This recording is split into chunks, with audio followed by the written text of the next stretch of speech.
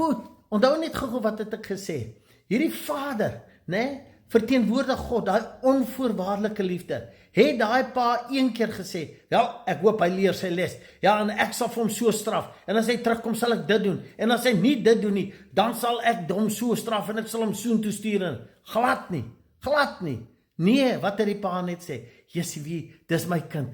Het hy nog nie tot sy sinne gekom nie. Jessie, hy lei skade elke dag wat hy stap en 'n verkeerde keuses maak. Lei hy skade wat hy stap buite hierdie potensiaal, buite hierdie bandes. Wil hy nie terugkom nie, want hierso is alles vir hom. Wil hy nie asseblief net heen stap nie, maar hy kan nie sy keuses vir hom maak nie. Maar hoekom het die pa dit sê? Want hy's een met die seun. Hy's een met daai kind wat in die varkhok sit, want dit is deel van hom. Ek en jy is deel van God. Ons gees is God se gees. Ons identiteit is goddelik. Mits ons anders kies soos hierdie verlore seun of totdat ons tot ons sinne kom.